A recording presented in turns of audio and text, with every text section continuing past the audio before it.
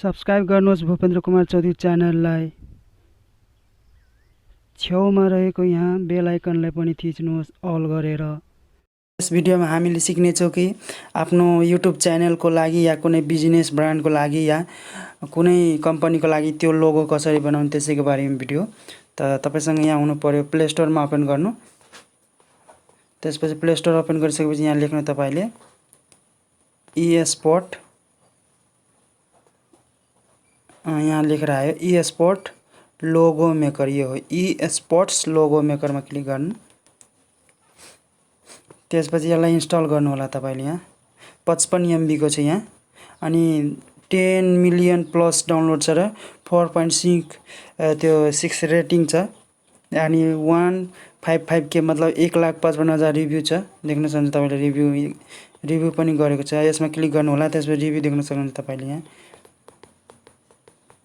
I love this maker धेरै राम्रो review गरेको छ मान्छेहरूले। त्यही भएर अब तपाईले यहाँबाट इन्स्टल गर्नु होला logo eSport maker create gaming logo maker, gaming logo maker हो। तर यसमा तपाईले त्यो अरू च्यानलको पनि लोगो बनाउन सक्नुहुन्छ। यहाँ 54 MB को छ, अलि डाउनलोड भइरहेछ। 13 MB भयो, 13% भयो, अलि भइरहेछ फास्टै। 2.5 MB को डाउनलोडिङ भइरहेछ, अहिले अलि फास्टै भइरहेछ। यसको डाउनलोडिङ स्पिड धेरै छ, मतलब डाउनलोडिङ रेटिङ छ अलि बढी, डाउनलोड बढी जनाले गरेको छ र यसको देख्न सक्नुहुन्छ। अझै यहाँ छ पुरा अलि डाउनलोडिङ भइरहेको। लोगो मेकर भइसक्यो यहाँ तपाईले देख्न सक्नुहुन्छ। अब ओपन गर्नु होला तपाईले। यहाँ ओपन गरिसकेपछि यस्तो इन्टरफेस आउनेछ, लोगो मेकर यहाँ लेखेर आयो।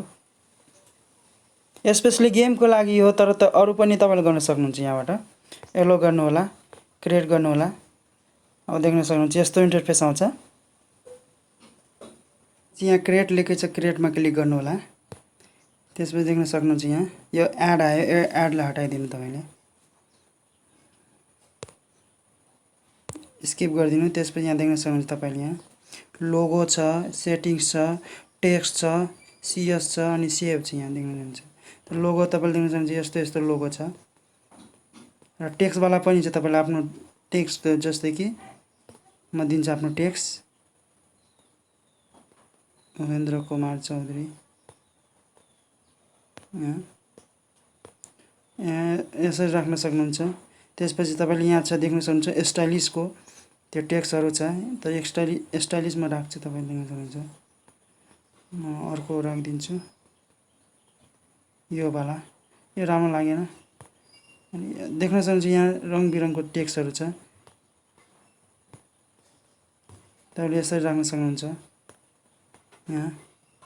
अनि कलर्सहरु पनि चेन्ज गर्न सक्नुहुन्छ। यहाँ छ कलर्सहरु, यसरी चेन्ज गर्नु होला।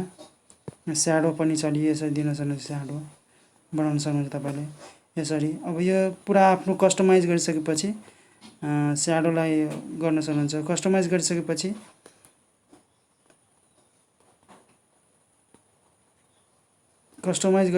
यहाँ सेभ गर्नु होला तपाईले। अलि अब आफ्नो अनुसारले कस्टमाइज गर्नु होला तपाईले। यहाँ सेभ गर्नु होला। अब जेपीजी पीएनजी फाइलमा तपाईले कुन मन थियो, पीएनजी मै राम्रो हुन्छ त पीएनजी मा गर्नु होला। भइसक्यो। अब एड नै बढी आइरहेछ यसमा, किनभने फ्री हो भने त्यही भएर एड आउँछ। अब यसलाई हटाइदिने। अब त्यसपछि अब यो त भयो। अब लोगो कसरी अर्को बनाउने त्यो देख्न धेरै लोगोहरु छ यहाँ तल। यो गेमिङ स्पेशली हो, त मलाई यो मन पर्यो, यो वाला त म यो वाला राख्छु।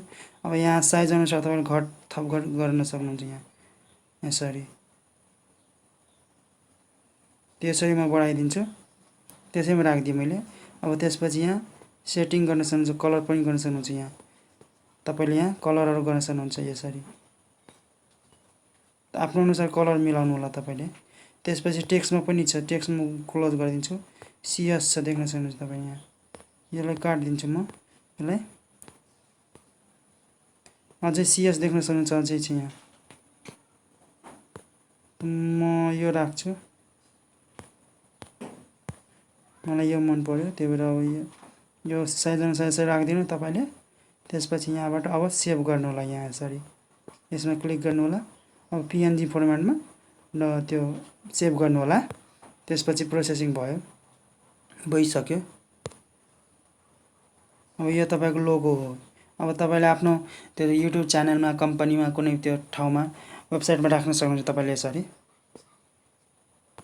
च्यानलमा नयाँ हुने च्यानललाई सब्स्क्राइब गर्नु साथै सेयर र लाइक भिडियोलाई पनि गरिदिनु साथै कमेन्ट पनि गरिदिनु। धन्यवाद।